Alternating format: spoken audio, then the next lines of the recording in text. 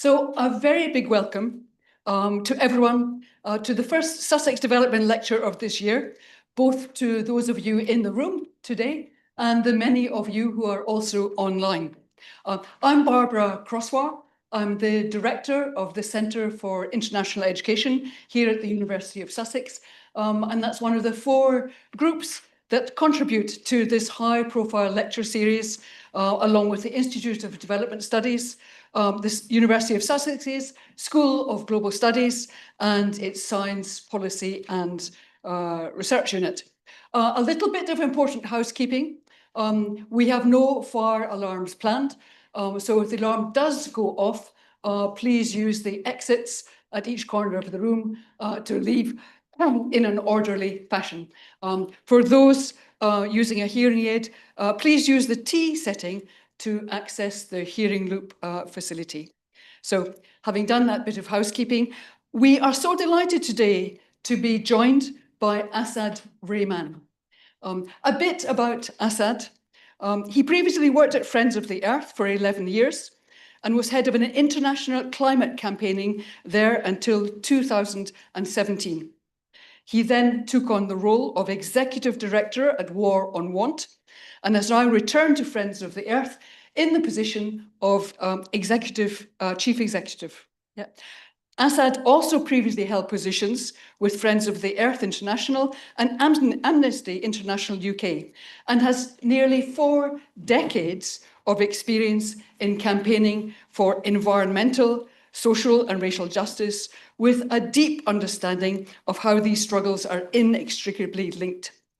And as highlighted in a recent piece on his appointment in The Guardian, Asad's 4 decades of campaigning for social and racial justice have deep personal roots that clearly inspires him, gives him his fire, and that is dynamism. The article there pointed out how his own context, his experiences of schooling in Burnley gave him his fire for campaigning, his sense of social injustice at the way he was treated within education itself. So we are really looking forward to Asad's talk. We will have plenty of time for question and answer afterwards. For those of you joining online, please put your questions into the chat, and Gary here will feed them into the room afterwards. And also, just to add, there is a closed captions facility available on Zoom. Yeah. So with that bit of housekeeping done, it is with great pleasure that I hand over to Asad to present to us on Decade Zero, the fight for justice for people and planet. Over to you, Asad. Yes, thank you, Barbara, and thank you for the kind invitation to join with you today. And to Mario, I always say, Mario used to be my boss. I was on the board at War on Want.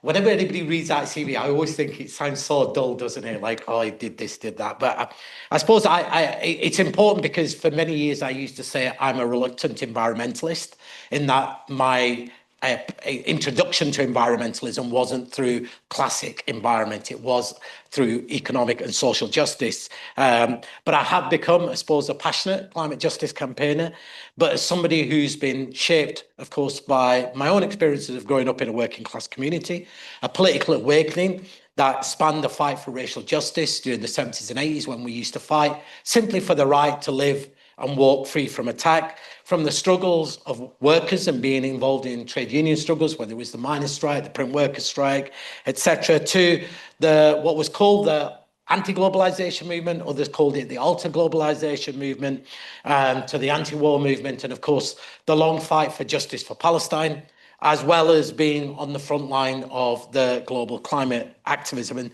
for me, these journeys have never been separate. They are the same road. Of course, viewed from slightly different angles, but always anchored in what I would say was an analysis of race, of class, and of internationalism. And so I want to start by, I suppose, a truth that, of course, many of you in this room will recognize. Our climate and our ecological systems are unraveling at an unprecedented rate. We're not approaching crisis, we are living in crisis, where every fraction of a degree, is compounding that devastation. And yet, of course, we all know that the climate crisis and the ecological crisis doesn't exist in a vacuum. It's intersecting and amplifying all of the other crises, vast and rising inequality, the erosion of democracy, and of course, the rise of an authoritarian and far-right populism.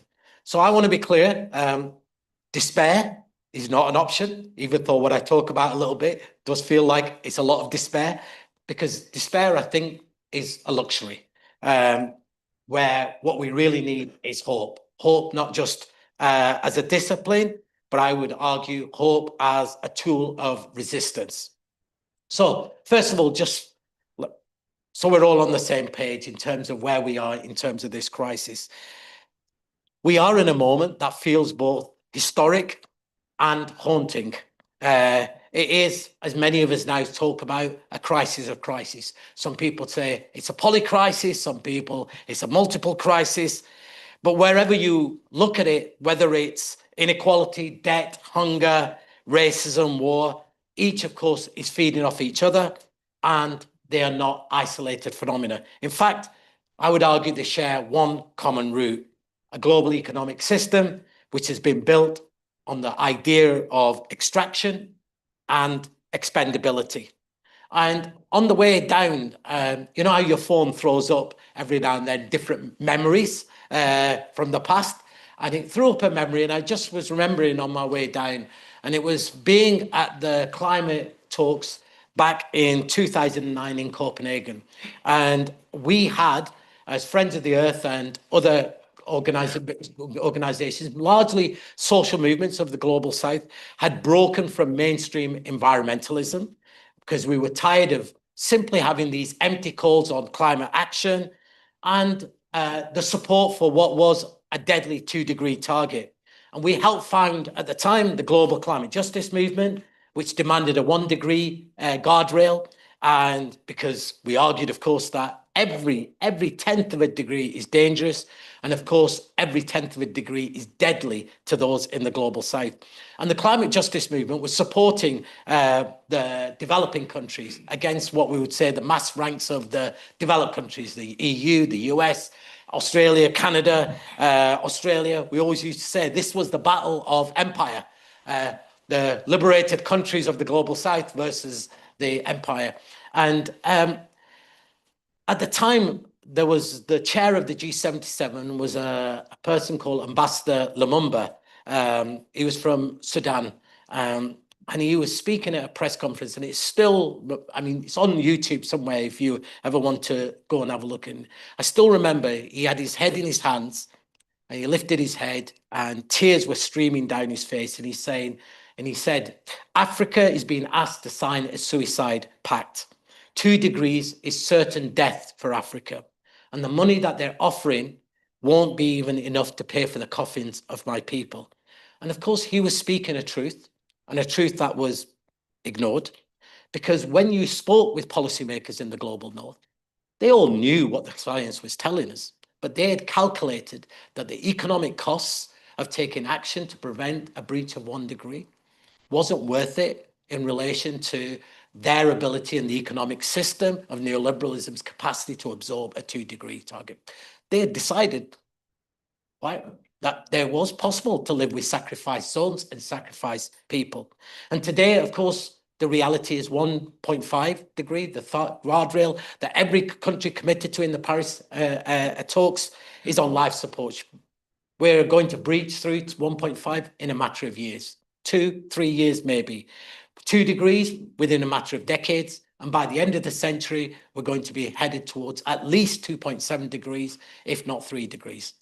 And that is just incalculable when you think about what the consequences of that will mean.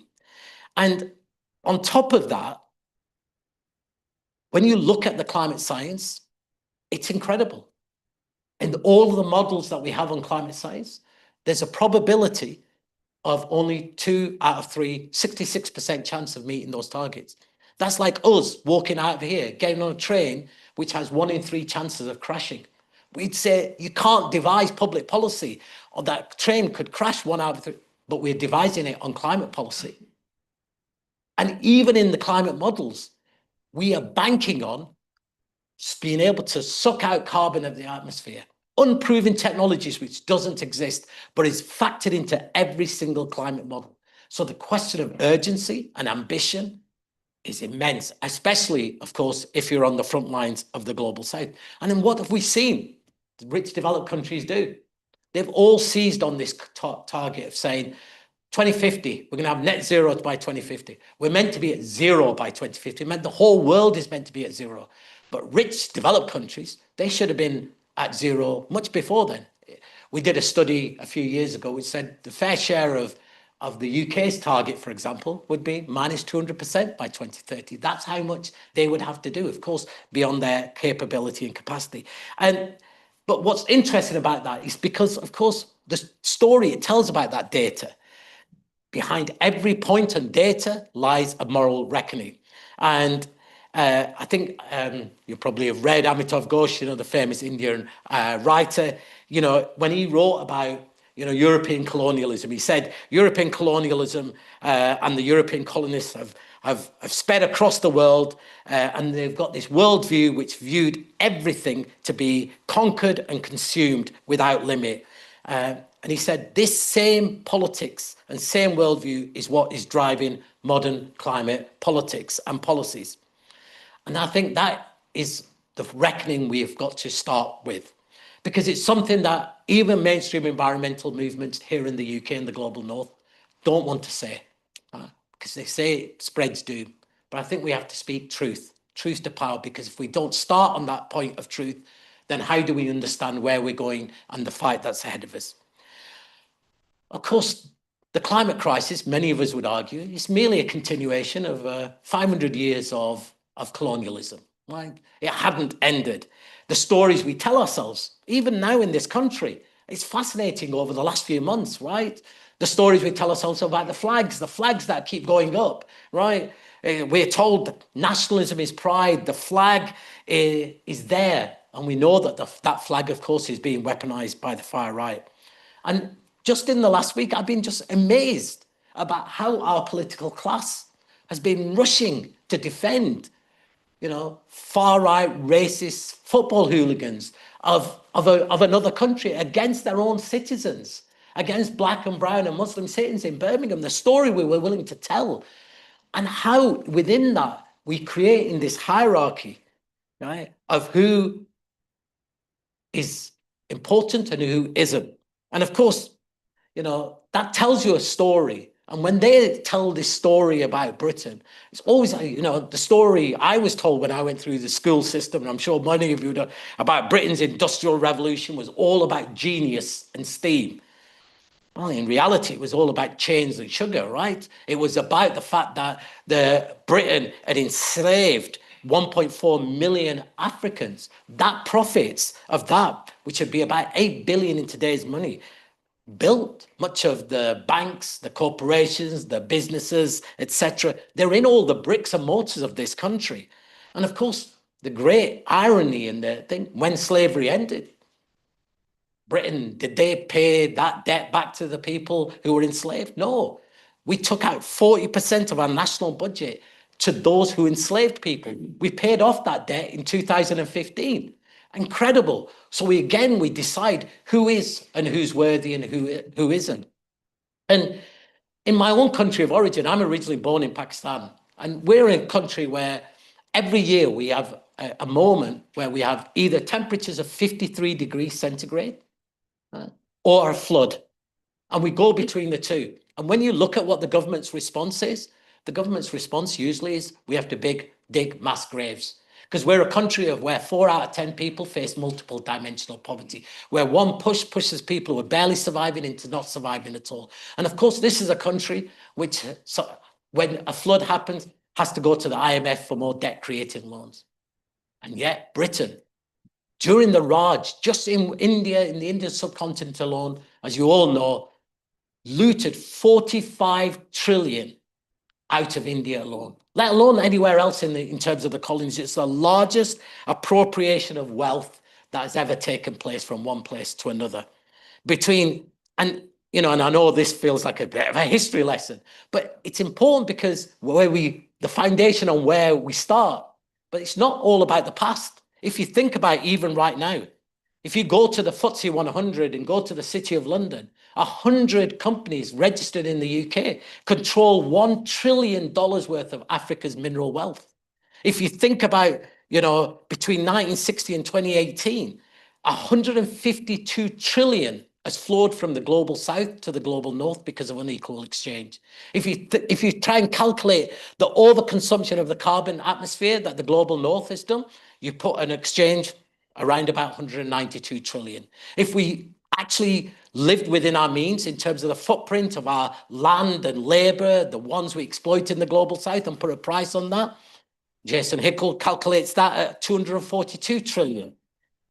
Even the notion of aid, which we know that the global north has pulled back from, for every $1 flowing from the north, we know 24 flows from the global south to the north, whether it's in illicit cash flow, capital flows, debt, trade, all of these different things.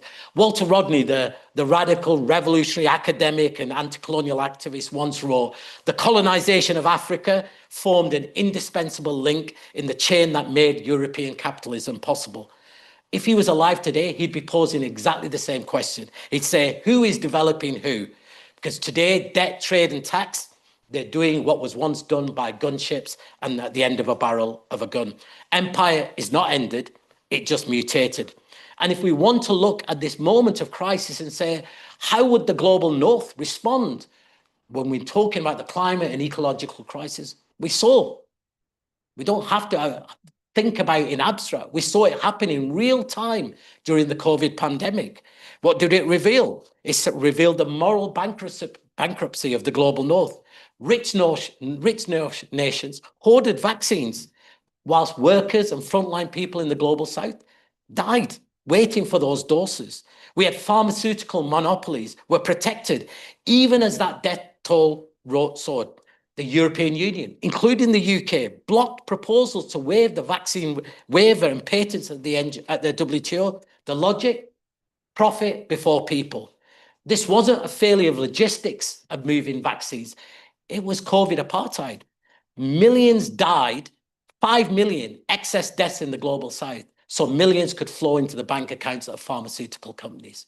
And that gives you a sense of what kind of politics we're talking about. And of course, all of us have been witnessing live on our television screens, on our phones, the genocide that has been taking place in Gaza with Western government complicity, not only through silence, but of course through direct support. Hospitals bombed, journalists murdered, children buried under hospitals. And we're told all of this, of course, is self-defense. And that to call it out puts you into be an extremist. So the very same states that once said we stand for human rights, and now not only arming those committing war crimes and crimes against humanity and genocide, but they're actually silencing dissent at home, weaponizing anti-terror legislation to silence protests, turning their guns and their water cannons against their own citizens, including in universities, in Germany, in the United States, in other places. We're willing to burn down international law and international institutions. Why? Because there's a logic at the heart of this, which has always said some lives matter more than other lives. And this, I would argue, this is not a deviation of the norm. This is the logic of racial capitalism. Frantz Fanon once said, the world is divided into compartments. And to me, that has always struck. And, you know, and Angela Davis, hopefully all of you have read Angela Davis and looked at it, but Angela Davis, you know, I think put it very succinctly when she said, you can't separate racism from capitalism. The abolition of one requires the abolition of the other.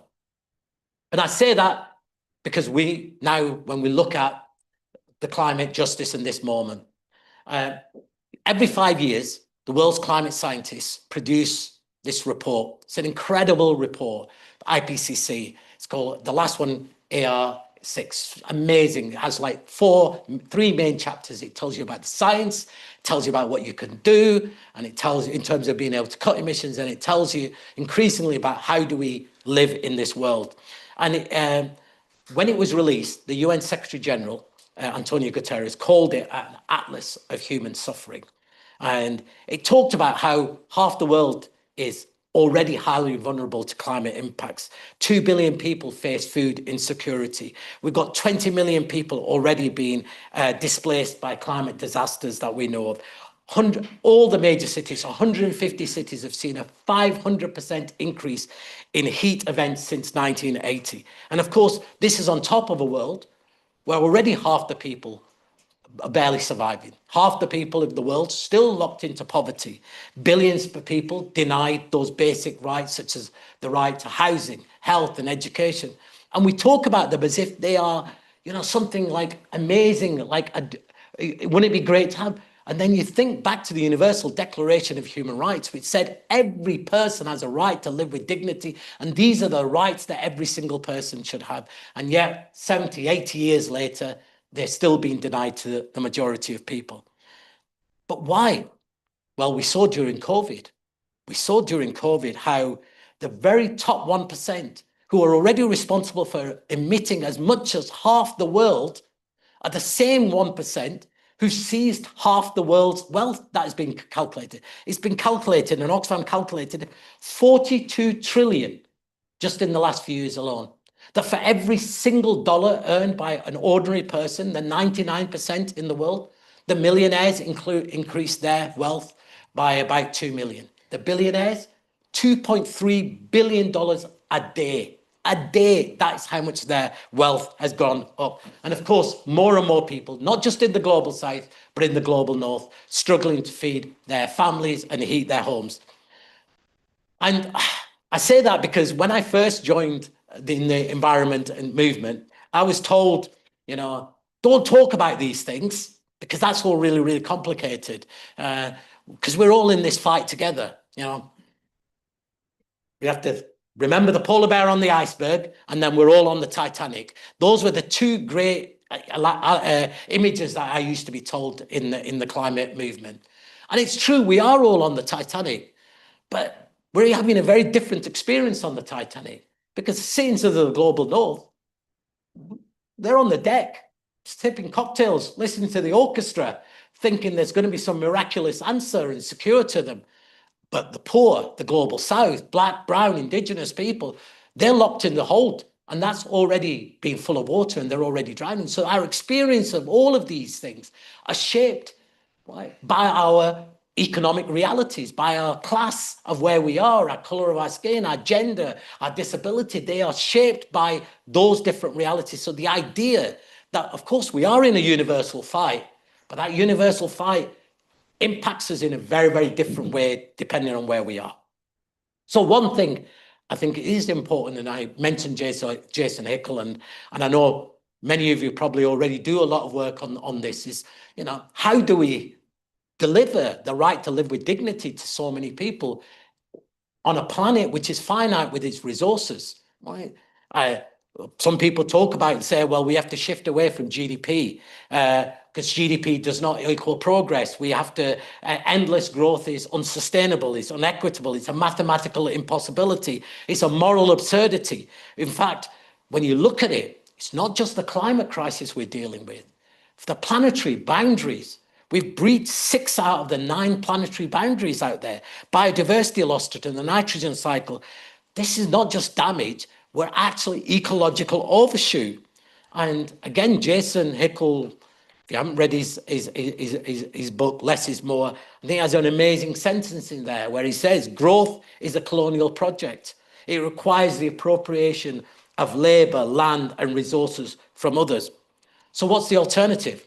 Right? Some people say, well, you have to use the word degrowth. Personally, I'm not quite a fan of using that word, but the principle of it is true. We have to have a deliberate downscaling of unsustainable and inequitable production and consumption in the global north, not to punish people, but to restore, not to ensure austerity, but actually ensure equity.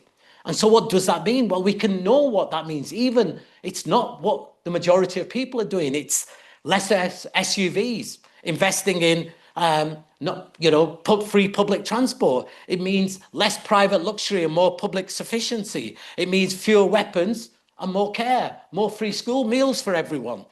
And that is what the real fight is. Real fight, not about net zero in 2050, but real emission reductions in the global north. And I'm going to come on to some of those in a second. Look, a lot of degrowth scholars, obviously all right. George Callis says degrowth is not about living with less. It's about living differently. It's about more time, more solidarity, more life. And I'm struck always by that, because during COVID pandemic, what was the one things that we all wanted?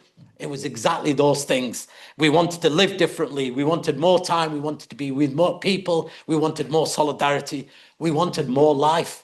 And this actually isn't an idea only in the global north. I always say that the very concept of just transition, of a just, equitable, ecological transition, a concept of degrowth, all of these, they're rooted in anti-colonial practice. Because where was it talked about first? It was talked about in the Bandung Conference. That's where it was talked about. It was talked about the tricontinental, which brought the newly liberated and newly free countries, anti-colonial countries together, who talked about agrarian reform, who talked about the economy and the environment going hand in hand, serving its people. They talked about reorientating and delinking extractivism, that their environment shouldn't be about just commodity and extraction and pollution. They had immense ideas and visions of the alternatives in the future. And of course, we all know what happened. Lumumba, Allende, Albenz, Suharto, murdered, overthrown, dispossessed. The very ideas that were needed, overthrown by what we would call imperialism and those forces. So this moment that we're in, I would argue, requires us now to really move away from simply talking about theories of change to theories of struggle. I've long believed, and it's proven in the climate negotiations, you don't need policy papers that aren't changing the world. Power does. If there are people who think our governments don't know what's going on, our policymakers don't know what's going on, if only we had one more research paper, one more evidential paper to put in front of them, they would act rationally. That was the logic of the last 30 to 40 years. We always said the mistake you're making is there are powerful vested economic interests in maintaining the status quo. To change that, you need a policy and a strategy of power, not a strategy of policy. And power, we know, concedes absolutely nothing without a demand. So what are the kind of demands that we need? Well, we're talking earlier, just as I come in, if you look around at this moment, whether it's in Sri Lanka, in Bangladesh, in Nepal, all around the world, people are revolting, calling for something new, saying that the system is broken, wanting, dignified lives, wanting dignity. There's something there. And we live in a moment where, ironically, the more that's happening, we also see the right and the far right weaponizing inequality against climate change, saying, actually, it's these elites who are going to do this and make you poorer. And of course, we all know that many of these far-right movements are being bankrolled by the same billionaires and by the fossil fuel companies who, of course, want to slow down or stop people taking action. But some of you who are a bit older like myself probably remember the Gilets jaunes. Do you remember the Gilets jaunes in France who protested against Macron's carbon tax? There was a banner at the front of that of their first protest. And I took a picture of that. I used to send it to every environmentalist I knew. And the banners read, the elites worry about the end of the world. We ordinary people, we worry about the end of the month. And I always say, you cannot have ordinary people cannot think about the end of the world if they're worrying about the end of the month. So unless we connect our fight for climate justice with economic justice, we are going to lose. And the right understand that, which is why they are going so heavily at the moment on the question of inequality. So understanding that, well, when we think about building power and we think about who we need in our movement, it's inevitable. You need to have a working class lens. You need this movement has to be both anti-racist, anti-colonial, and internationalist, and it has to be working class and feminist. Because without it, and I'm sorry, my last quote is also one of my favorite, is the legendary Brazilian trade unionist and environmentalist Chico Mendes, when he famously said, you know, ecology without class consciousness, that's merely gardening, right? And absolutely, if we cannot understand and locate people and people's relationship to the environment, to nature, to climate, then we've already lost. That is the reality. And so we have to understand that at this moment, fascism is feeding on inequality. And we have to have an answer to that. And our answer to that, of course, hasn't to be to retreat to the nation state and say, sacrifice the global south, build walls and fences between us and it has to be in rebuilding solidarity. Because we are in a fight. We're in a fight this decade zero about life and death. If I still go about 5 minutes? Yep. 5, okay. 10 minutes? Okay. Yep. So I want to give some hope, because this fight isn't about saving the planet in abstract. It's really about the fight to live with dignity and in harmony with our planet. Now, we all know Martin Luther King very, very famously always said, the arc of the moral universe is long, but it bends towards justice. I wasn't really ever believed that. I say it bends, but only if we bend it. It's not inevitable. Nothing is inevitable. It's not inevitable that we will come out of this crisis with justice. It's just as likely we have a world of fascism, of authoritarianism, etc. You only need to look at the billionaires, and they're building their super bunkers in New Zealand, in the middle of the desert, their food, armed, all of these things. They are preparing for a world that they think is more likely to happen than the world we want to happen. So how do we do that? Well, dignity, of course, for me is a really powerful concept, because it's an actual concept that is universal. It speaks to our social movements that came before us, and it speaks to the struggle of where people are today. It's the bridge between survival and freedom. It's about those things of having enough food on the table, if being able to afford your energy bills, but it's also about freedom from fear. And for me, that is what climate justice really matters. Antonio Gramsci, the Italian theoretician, wrote, you know, the old world is dying, the new world struggles to be born. Now is the time of monsters. And of course, those monsters, very apparent to us now, right? They are the billionaires around the world. They are the far right. They're not hiding under our beds. They're actually apparent and full in front of us. They are the fossil fuel fascism. They're the genocidal violence. They're the corporate greed. But I'm saying in that midst of that, of the monsters, there is also this other world that's struggling to be born. And as I mentioned, if you look around the world, these moments of protest that I've spoken, just this week, we have new protests out in Peru. Again, young people taking to the streets, demanding dignity, end to corruption, demanding a state that serves them, an economy that meets their needs.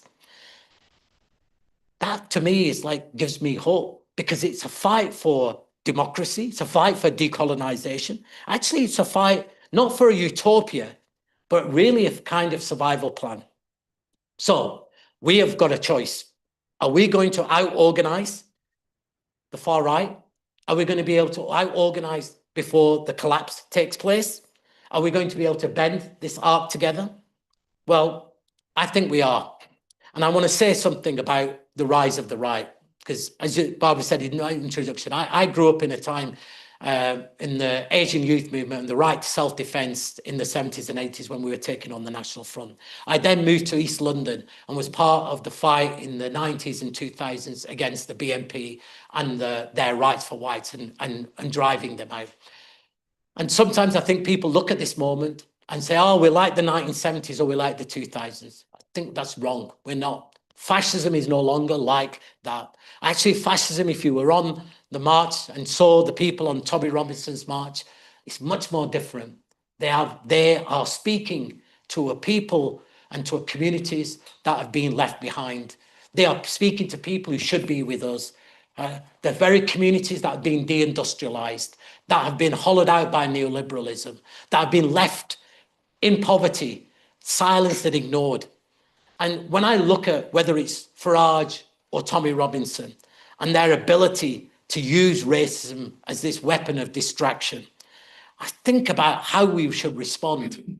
And of course, we have to be hard on the politics, but we have to be soft on the people, because this is not about saying to people, you are a racist, you are a fascist. It's about having a new story. We all know, yeah, facts don't change the world, stories change the world. And when you grow up in a working class community, and those institutions that used to exist in our communities, that told us a story of who we are, where we came from, where we're going, what our values were, the trade union, the miners club or the welfare club, the brass band, the church, whatever it was, they used to tell you a story.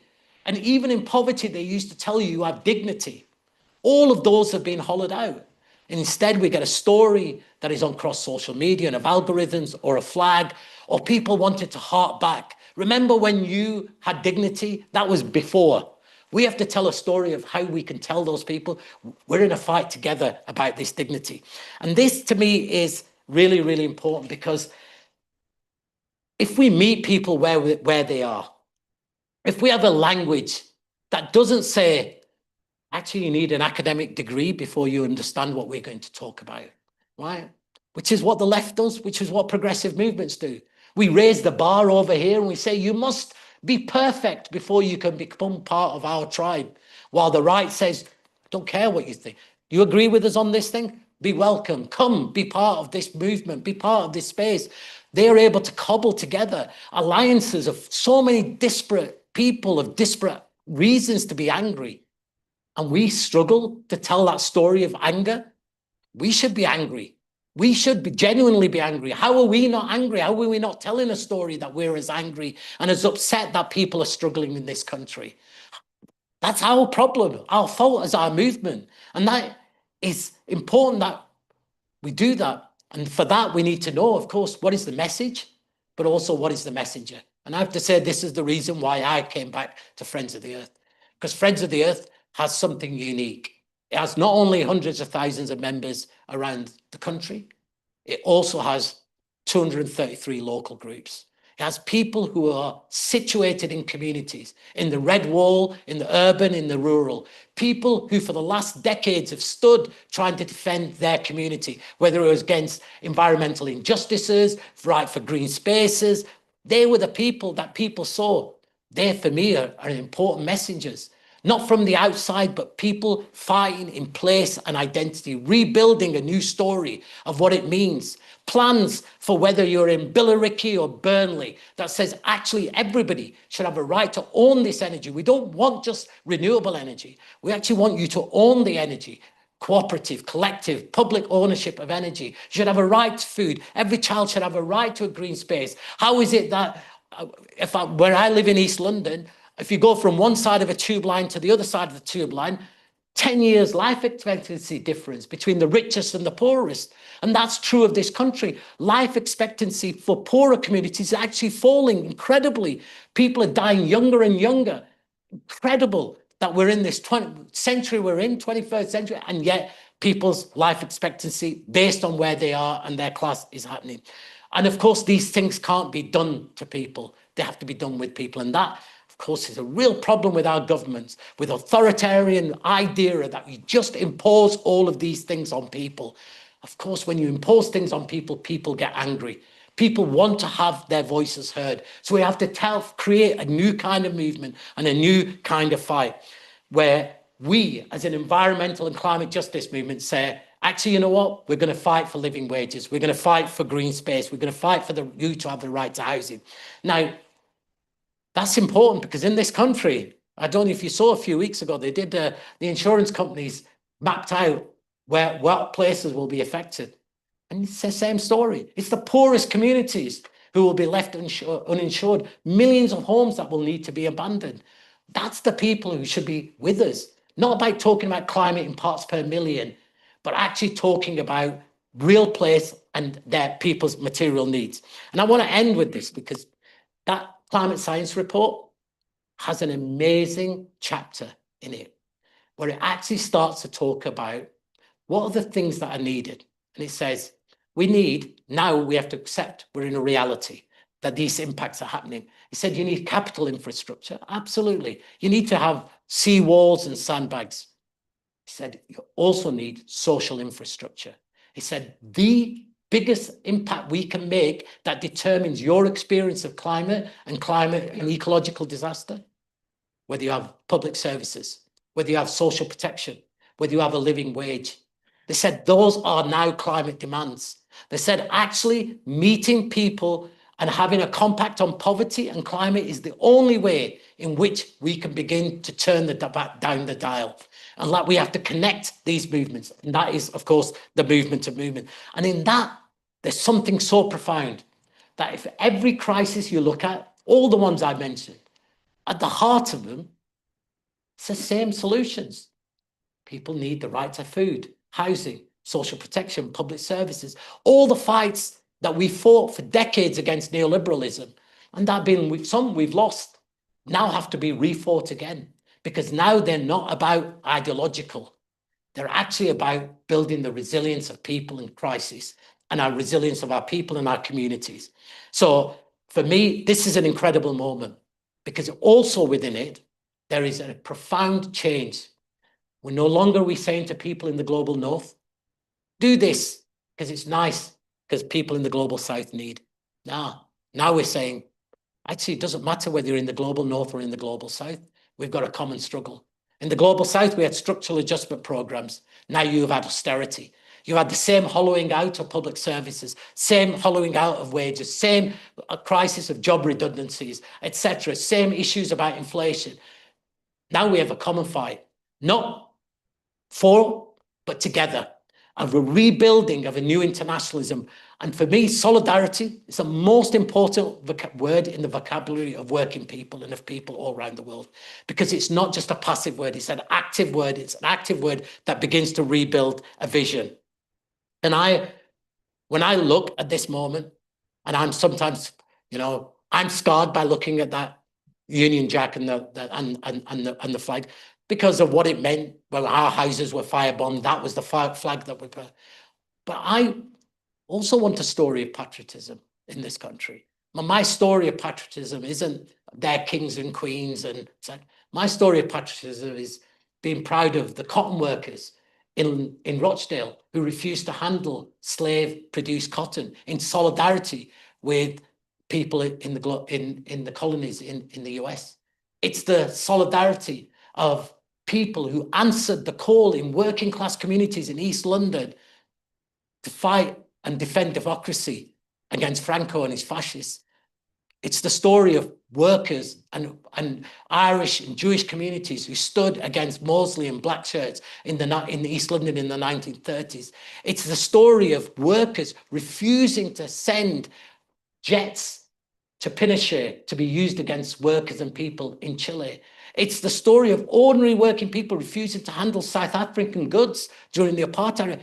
That's our story. It's a working class story of solidarity, of people thinking beyond themselves, seeing the connections between themselves and other people. That's the story we need to rebuild.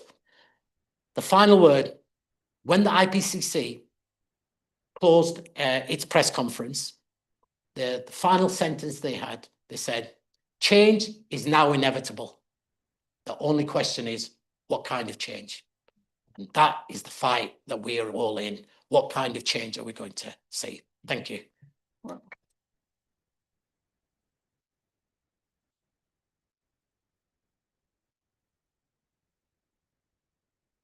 Asad, that was so powerful. Really fantastic messages about the need to rebuild solidarity and to think about this in ways that transcend divisions of race, class, gender, disability, and so on, and divisions between the global north and south. Thank you for pointing to the work of education, also in potentially reproducing hierarchies rather than building solidarities. That raises questions for us all, but especially for us in the Centre for International Education. So I'm not going to take up too much time. The important thing is for you to think of your questions. We're going to do a Sussex buzz, which for us in education involves you turning to the people beside you and discussing what for you were the key messages and what questions you would like to raise. This will only last 3 minutes, so it's quite an intense buzz. For those of you online, think of your questions. Don't go away. Put your questions online and Gary will take them later. So is that clear? Yeah? So 3 minutes and then I'll come back to you. Okay. Thank you, Asad. No worries. Is that okay? Sorry if I run this. It was so fantastic. So, what is brilliant is I'm so passionate and all the time bringing in people that, last week I was talking to my class on the candidacy theory and all the rest of it. And they're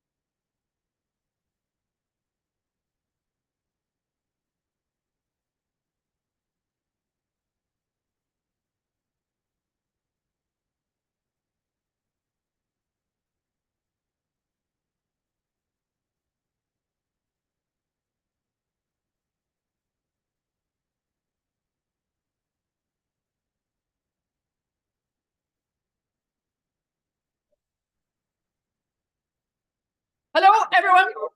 There we are. That was a pretty intense buzz. Lots of energy there. Can I ask you to keep your questions relatively short? There are lots of us. I'm sure there'll be lots of questions. So keep them short and clear if you can. Asad is happy to take 3 questions at a time. We'll do 3 in the room and then 3 from online, if that's right. When you ask a question, could you introduce yourself, say who you are? That would be really helpful.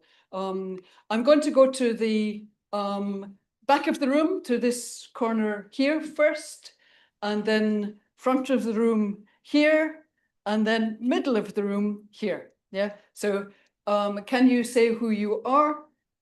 2 and then 3. Thank you. Yeah. Hi, thanks a lot, Asad. Really interesting. I'm Vidya Walker from the Chronic Poverty Advisory Network and a research fellow here at IDS. I really appreciated your insights and also fully agree with your reflections on the centrality of power to these discussions. I would just like to probe a bit further when you were mentioning the point around policy-related research being perhaps less relevant on the balance with the centrality being on power.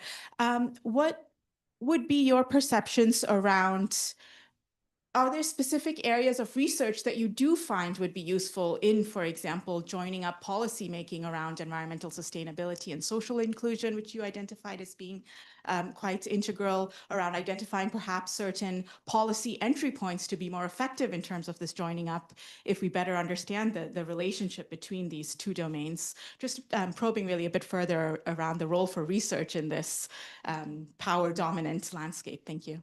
Thank you.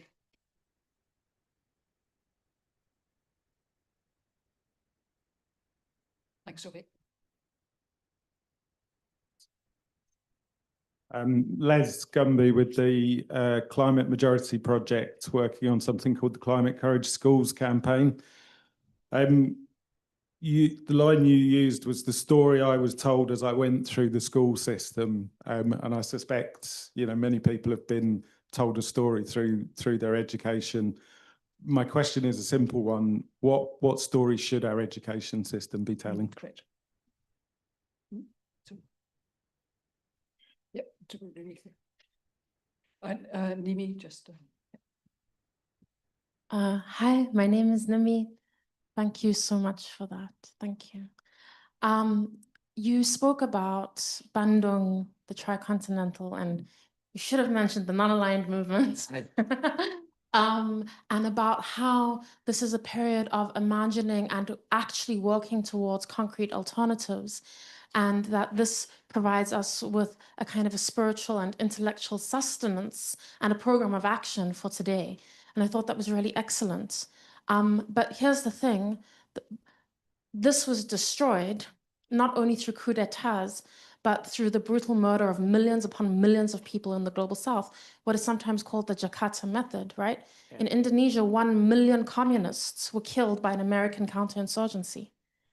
And we are seeing that today. My country, South Africa, we have a fascist social movement being funded by billionaires that is targeting, for example, working class African and Asian migrants in an attempt to really bring about a fascist government. I would like to hear more from you about concrete strategies for how we deal with that incredibly violent, brutal politics that is anti-alignment, anti-solidarity. Thank you. Okay, over to you, Asad. Yeah, let me just say, in no way do I believe that policy isn't important. I think where I would say is, look, we lived through a period where I'm going to use the word activist scholars, that we had a relationship between academia and movements, where movement struggle was supported by academia understanding, how do we do this? Where does it go? And too often I think now that academia questions are answered in academic circles and movements are over here. And one great example is like the degrowth conversation, right? Which was moved spurts and leaps in academia, and yet the movements were still, what the hell are you talking about degrowth to us when we're struggling for these basic necessities? If there'd been more of a closer relationship, maybe the word wouldn't have been degrowth. Maybe would have come and understood actually what the movement needs here is something very different. So absolutely, look, this challenge of how do you deliver sufficiency for people in all of these things, like social protection block, in a time of planetary boundaries and constrained carbon budgets, when everything, you want to build a yoga center, that's still carbon, right? Everything we do involves carbon. So we have to make some choices about how do we do this? How do we meet people's needs? That is all policy. We need it. The movement needs to be armed with the policy pathways that take us from where we are to where we need. So absolutely critical role. I just argue for a much closer relationship that in what is researched, where the money goes. As we know, ultimately, a lot of money goes into certain kinds of research. We see that particularly on carbon capture and storage, on technologies, where billionaires are pouring loads of money into technological answers and various little money into the social questions and answers in terms of delivering them. Look, in the education story, I also think neoliberalism's greatest victory isn't about what it did to our economy or our society. It's actually what it did to us. It took away our ability to be able to imagine anything different. It took away our story, that we had agency and that we could change things. So to me, the biggest thing that education can redo is remind people that everything we win, we are enjoying at this moment, came not because somebody gave it to us, it's because we fought for it. We organized trade unions, the right for women to vote, equal pay. All of these things have been a result of the we, not the I. And so for me, that I suppose is the biggest thing, that agency and change was by us. It's about reminding us of our own individual power. And I think once you start doing that and telling the story, the world is not the story of kings and queens. Actually, the world is a story of ordinary people. Lots of times saying enough is enough. I want something better. To me, the story of World War II is of millions of soldiers coming back saying, we died not for some abstract, we died so this country could have something different. In 5 years, we created the NHS, pensions, nationalised industry. I mean, incredible. People would say that's not possible. Yeah, it was possible because we believed so. For, again, people who watch probably, when we watch the Olympics, that clip, that section where they told the history of Britain, wasn't that the one story that you're like, why can't we tell that story to everybody? That's the story of Britain I'm proud of ordinary people creating things.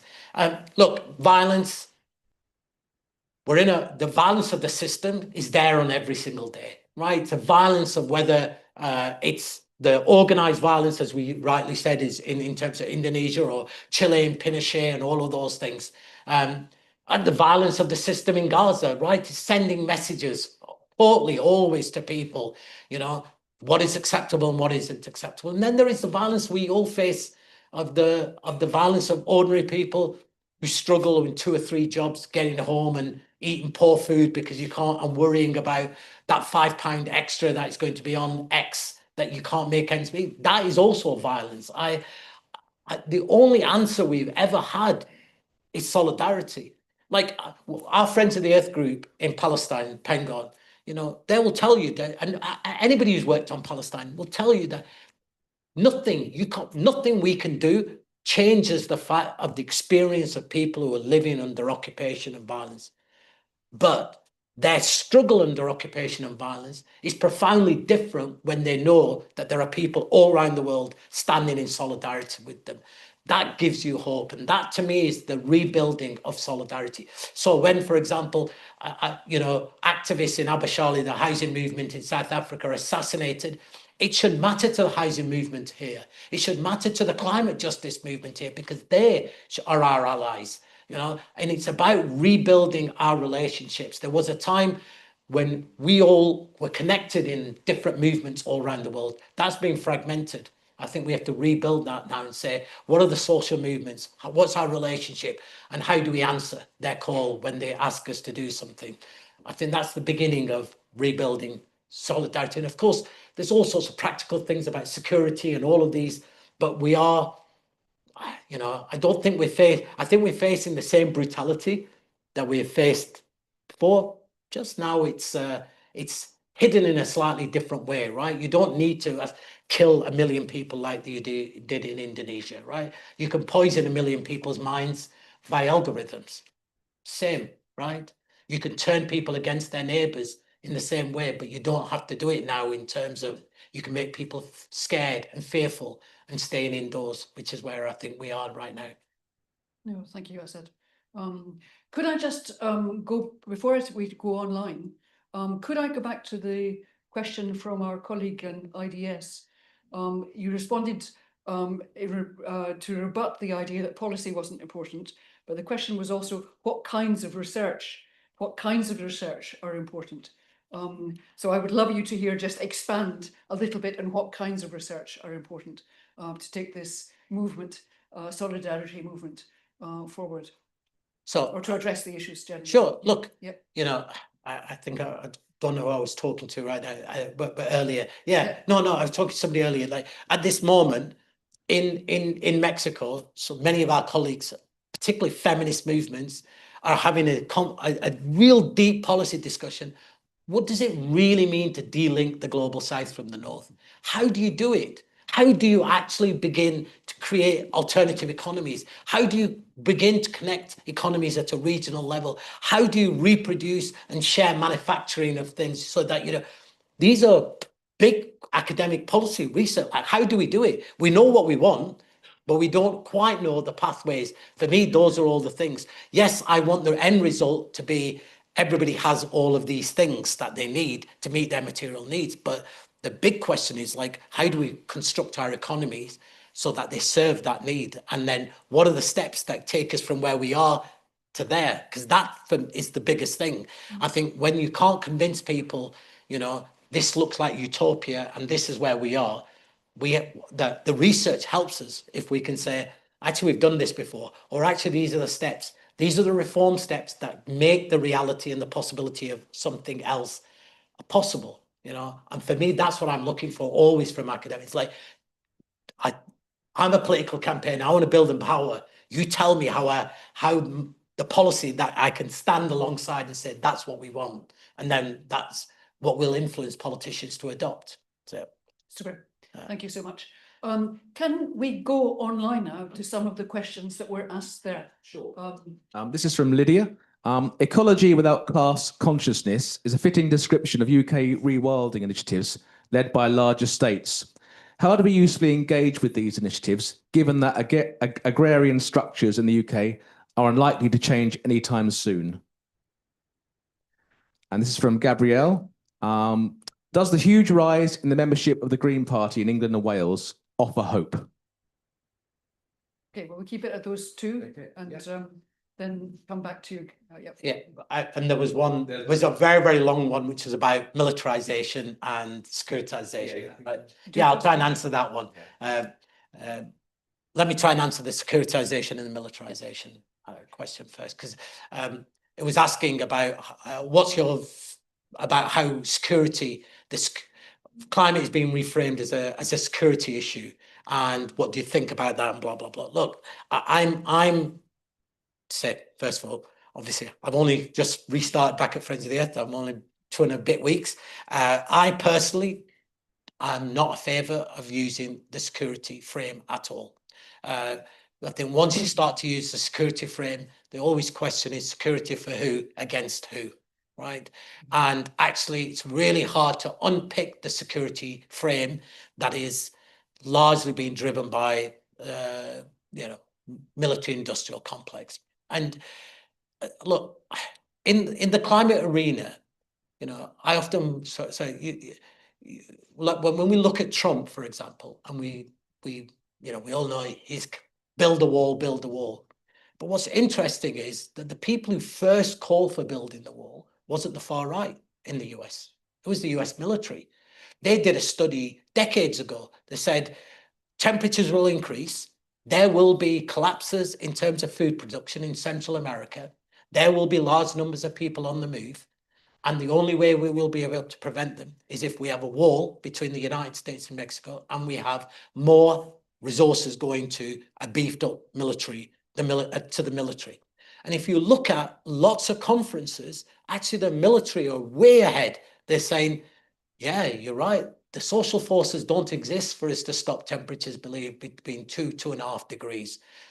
This is a volatile world that we're going to have. You'll need the military. You need walls and fences. You need all of these things. And that's largely their answer. I mean, it's all when Elbit Systems and Israel shows all of its battle-tested weapons, a lot of that is being also then looked at and said, how do we keep the borders of Europe safe? Joseph Borrell, who was the EU's Commissioner for Foreign Affairs, he stumbled, I think, and when he made this statement, but he said it was a year and a bit ago. He said, Europe is the garden. Outside of the garden is the jungle. The jungle is trying to come into the garden, and every now and then we have to be the gardener and go out into the jungle, right? To me, that was exactly that securitization agenda. We protect what we have, and then we have to offshore as much as we can, whether that's in terms of border controls, surveillance, all of those things. Now, there's that one part of it. And then, of course, there's the other part of it. It's horrible to even begin to think about during the genocide. But our partner or sister organization is doing a lot of work on what the ecocide that goes along with genocide. But if you look purely from a carbon point of view, right, 31 million tons of CO2 as a result of those bombs that have dropped on Gaza.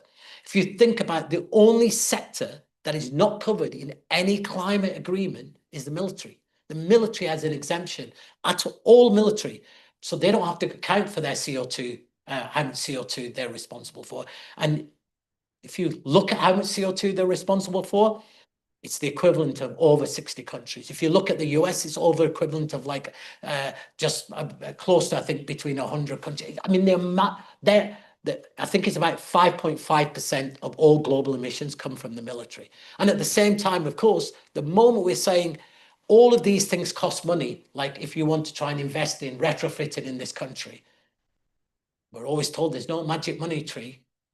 But no question about there's not enough money for bombs to increase our 5% of our GDP to spend for military. Nobody ever says, is there enough money to spend on military? It's already assumed that, of course we are. So for me, the question of the securitization and militarization is a very central part of actually how are we winning? Where do we get the resources? How do we use those technologies? How do we use the research, the academics that at the moment are focused in many, many universities on delivering on military research to actually trying to research the things that we want to do?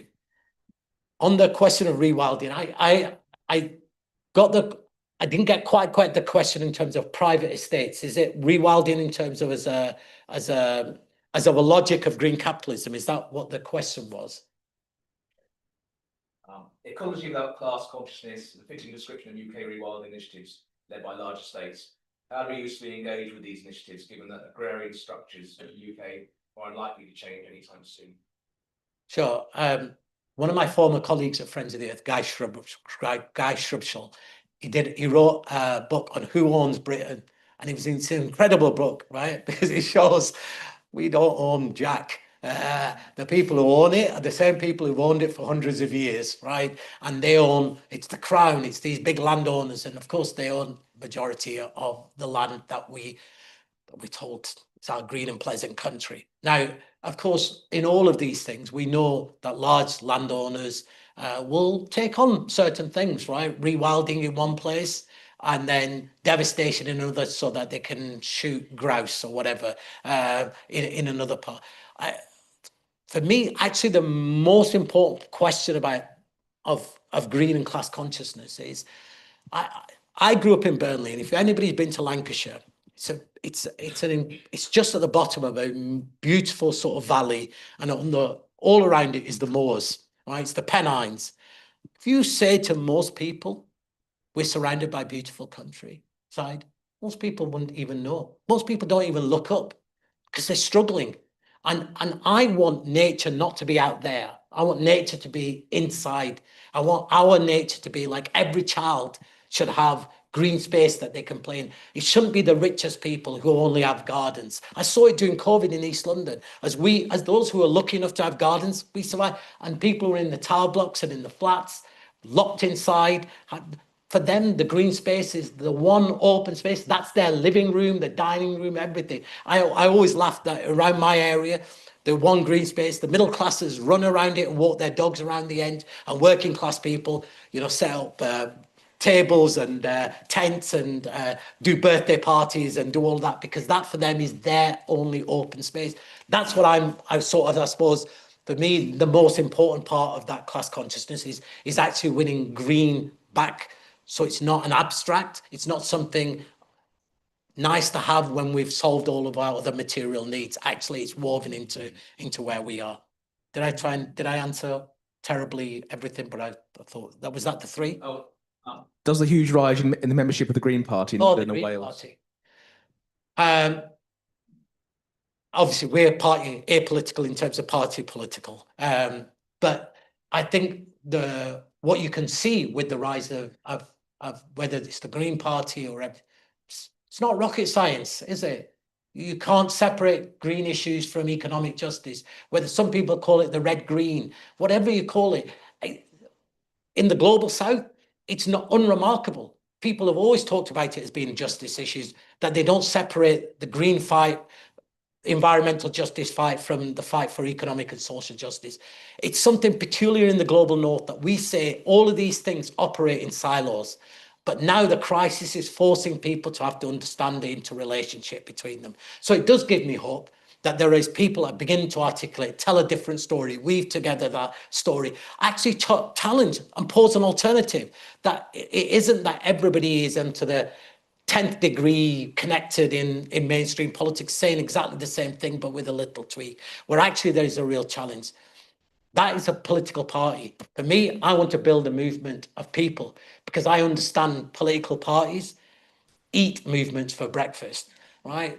And that's not how change will happen. You need a powerful movement, and a powerful movement that will force political parties to adopt their agenda and then hold political parties accountable to deliver the policy agenda. So the first and foremost is, can we build a more progressive movement? And then let's have a talk about what the political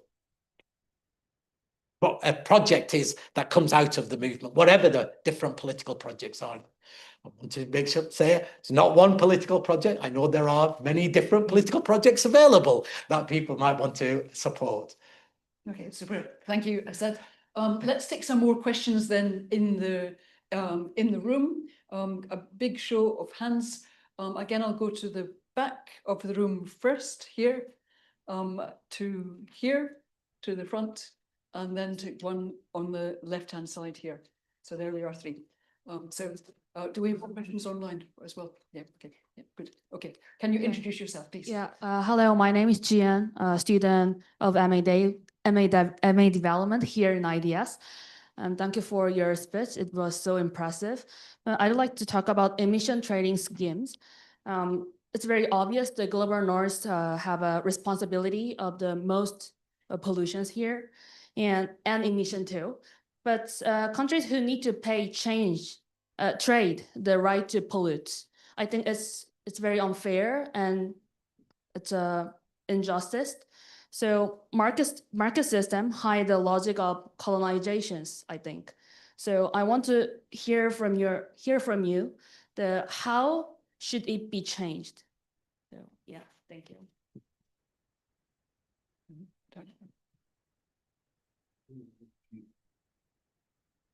Hello, my name is Ahmed. I'm doing a master's degree here at IDS in climate change development policy. Thank you for being here with us. I wanted to ask you something. You've talked about how corrupted is the system that is running right now, and the need of a change, of a radical change, of a new change. And we are seeing this all around the world right now, and it's happening in Nepal, in a lot of countries, in Morocco, as it happens in Tunisia now. We started what we call the Arabic Spring Revolution back in 2011.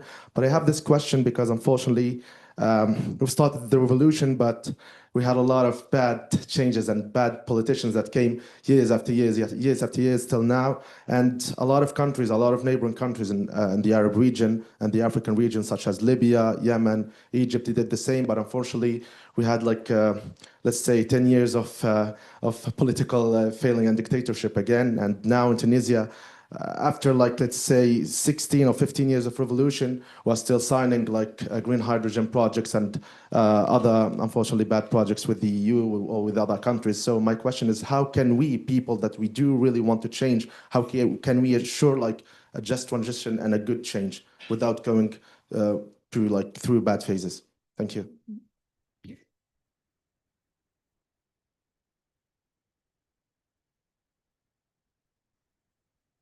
Hello, thank you for the seminar. My name is Zichen, studying international relations and development. So my question will be for inherent and develop the existing resistance and the solidarity and associated different movements. So what kind of strategy or direction might be possible that it could include both plurality and universality? For example, what is the possible way to not limit it itself within the locality, which cannot challenge the exploitative systems such as capitalism and nation state, but also engage the exploitative system, but not develop to the such as Stalinist paradigm, which claim the final solution, but only provide a homogeneous plan and violence. Thank you. Thank you. Won't be surprised, of course, that we're opposed to offsets. In fact, say Friends of the Earth was one of the very few environmental justice organisations from right from the beginning that opposed offsets. Look, the carbon budget is very, very clear. There is no carbon budget that allows you to pollute here and offset somewhere else, right? That's logic, just simply doesn't compute in terms of the budget. And secondly, of course, it's morally and ethically wrong that the global north can continue to pollute and seize the carbon budget of developing countries that they will need to be able to develop even the most basic needs. The people in the global south will need some carbon budget. It's inevitable.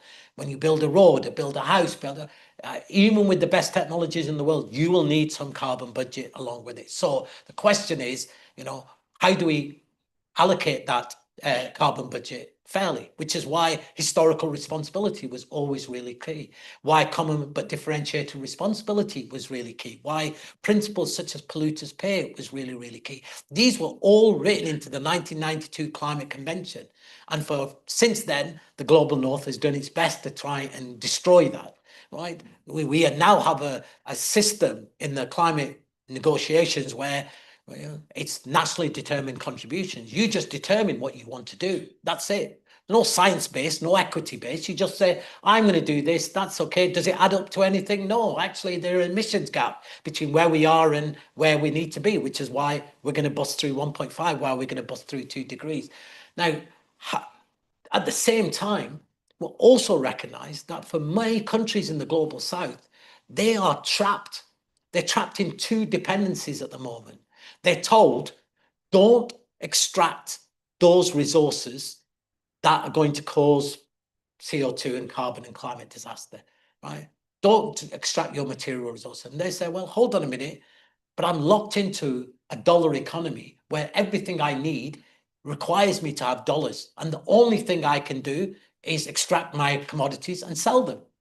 This is why Nigeria, a country which is one of the biggest oil producers, produces oil, but then imports 100% of its energy, 100%. Why Kenya, a mass food producing country, exports cash crops and imports something like 70% of all of its food. We are locked into a trade and a system that locks those developing countries into a commodity dependency. To break that commodity dependency is part of that question. How do you de-link the global south from this when the very things that people need are traded in terms of in dollars? Secondly, we know that developing countries need finance to be able to transition. If you want them to move away from this economy to another kind of economy, you need to have investment, which is why the fight for climate finance has been really, really critical, and why developed countries' argument, particularly in the climate negotiations, is you will get loans. That's what you will get. So you'll get debt-creating loans for the very, of course, you haven't caused this problem, but you will borrow money from us. And I'll give you an example of this. When Pakistan had its flood, and a third of the country was covered by a flood, right? A third of the country. Roughly around the same time, Germany had a flood, which impacted 2 of its states. In Germany, about 200 something people lost their lives. Right?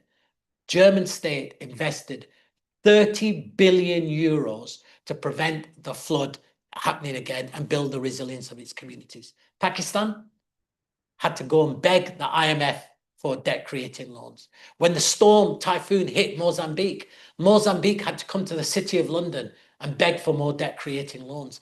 They're trapped. And we saw this during the COVID pandemic, where countries in the global south were spending the majority of 75, 80% of their foreign income on servicing debt rather than investing in the public services and the health that the global north was doing, when it ripped up the neoliberal rule book and said you can invest massively in your economy. Now, this isn't about stealing from the public coffers, especially in a time of austerity. But we know a wealth tax would raise billions. We know a corporation tax, taxing companies in the countries in which they're doing business, 15%, would raise a huge amount of money. Incredibly, the UK government opposes both of those. Oppose both the wealth tax and the corporation tax at global level. We know redirecting subsidies from fossil fuel companies and agriculture and industrial agriculture would free up a huge amount of money. We know redirecting military spending would have. So there is money available. It's just in the wrong way. So my argument, in short, absolutely, ETS, they've had 30 years. The European Emissions Trading Scheme has had 30 years. We haven't seen a reduction in emissions. In fact, year upon year, emissions are going up. So to me, it's a failed policy. We've tried it, it doesn't work. Actually, what we really need is investment in cutting real emissions there. In terms of the broader question about fight for democracy, this moment we're living in, absolutely. I think we all had so much hope, and the Arab Spring version 1 feels like there's a beginning to be an Arab Spring version 2. I think this is, again, a wake-up call for the climate movement, why the climate justice movement has said there is no climate justice without human rights. There is no climate justice without democracy. You cannot, if we're not supporting our movements on the fight for bread and for justice and for democracy, we're not going to get the right policy solutions. And of course, as we know right now, if you look at all of the energy transmission and investments in across Africa, and particularly in the Maghreb, everything is about directing energy towards Europe. Every pipeline is about energy going out of Africa and not energy going into Africa to build the African economy or meet the needs of people. So we know that these are decision makers who are not acting in the interests of their own people. We all know that. How none of us can be in the position of the Tunisians, Moroccans, etc. What we can do is stand alongside, is say our country should not be supporting despotic regimes. Our country should not be arming despotic regimes. Our country should not be signing trade agreements with despotic regimes. That's the thing that I think we can do. Above and beyond that, you know, I just look at the fact that nobody thought you could overthrow the Sri Lankan government. And then it happened. Nobody thought Nepal would happen. Nobody thought Bangladesh would happen. Nobody thought the protests in Kenya would happen. The protests in Peru would happen. In Chile, a fascist dictatorship, the cradle of neoliberalism, when the movement said will become the graveyard of neoliberalism. All of these possibilities never exist or don't look like they're ever going to be there, but then are. So I don't think it's an equation of we do one thing and the inevitable outcome is going to be there. Look, in terms of the just transition, in terms of this, in my previous role as War on One, in fact, earlier this year, we held a meeting in Sri Lanka of social movements from across Asia. Farmers' movements, peasant movements, trade unionists, our garment workers, people working on economic justice, to actually have this conversation. How do we create a framework of just transitions? Because there's not one transition, it's multiple transitions that are regionally specific, country specific, but are within a framework that allow us collectively, our movements, to be able to campaign for them. Because at the moment, everybody's struggling in their own national context to create the space for one small thing. And I'm a great believer in, like, you know, let 1,000 flowers bloom and all of these things, but we don't have time for it to just happen slowly over a period. We have to accelerate it. And that means movements learning from each other. That's what's working. That kind of initiative works. How can we amplify it? How can we ramp it up? How can we act in solidarity? How can we mirror that? And that requires more and more of our movements to actually be involved in organizing together. And the one thing any movement in the global south will tell you, that nobody wants to resource movements coming together to strategize and plan. They're happy for movements to go to a conference, and a UN conference, but if you say to them, what we need is movements to be able to have a week where they strategize, people say, no, we don't fund organizing. We'll fund you to mobilize people, but not to organize people. And I think this is the paradigm actually at the core of this just transition movement we're trying to do. So how do we organize people to be able to do exactly as you said, is have these different alternatives and not top down. And again, even in this country, not to say that the answer is nationalize the energy system, because I don't think that's the answer. The answer is local people owning. I think we have to go back to those models of cooperative, of local production, of local ownership. make people feel that this is part, that the economy is theirs, rather than it's done to people and it's separate. Thank you, Asad. We have more questions online, I think. We don't have much time. Sorry, I won't speak so long. I'm Yeah. sorry. But I think let's take a few. Yeah.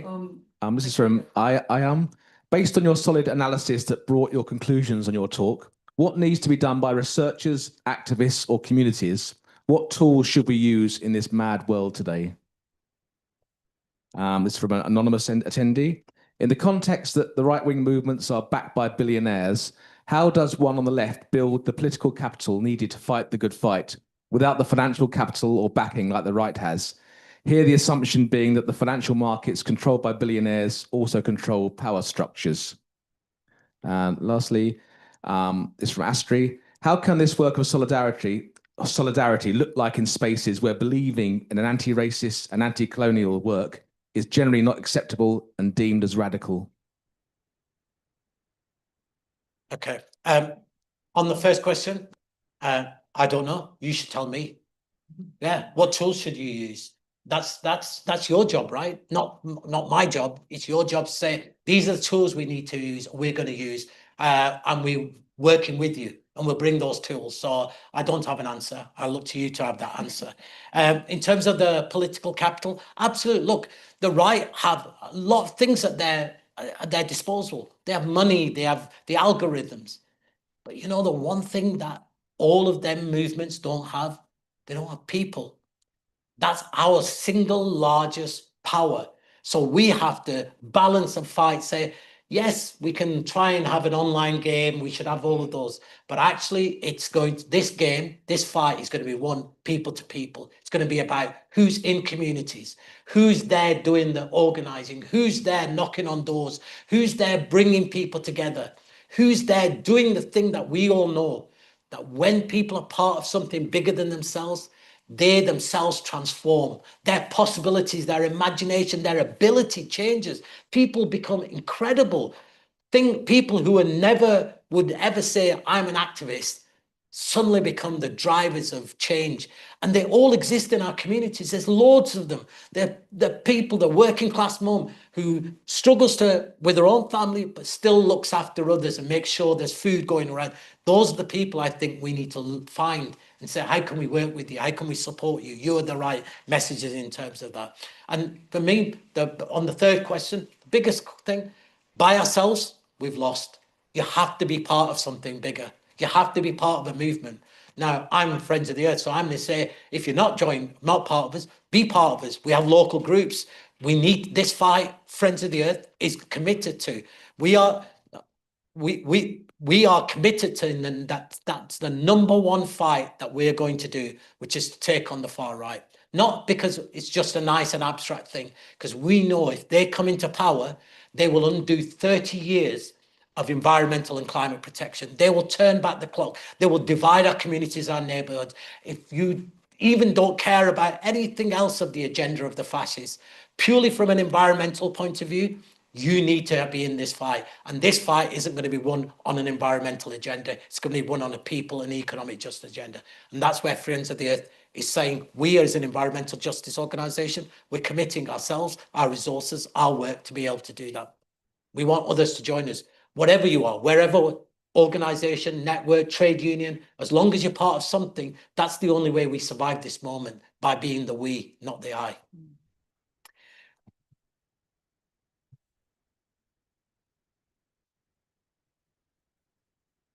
What a powerful message to end on. Yeah, thank you so much, everyone, for joining us tonight. Huge thank you to Asad for an inspiring talk and its great messages about solidarity. The way you said we need education to remind us new imaginaries for what kind of worlds we want to live in together. I thought that phrase was so powerful. It took me back to Rodney, actually, and what he pointed to in the work of education in producing a colonial mindset. And we need to remind ourselves. So thank you to all of those of you online. Thank you to all of you in the room. Can I just add that thanks to Gary and his team, we will have a recording of this session available tomorrow? No, okay, thank you, Gary. Thank you also to Sophie for all her hard work in organising the series. There is another SDL Sussex Development Lecture coming up in November with, and I should know this, it will be in the website. It's in December. Look out, 3rd of December. We'll have information soon on the ideas. Information soon online. Thank you, Sarah. So yeah, thank you again, Asad. A wonderful talk. Thank you.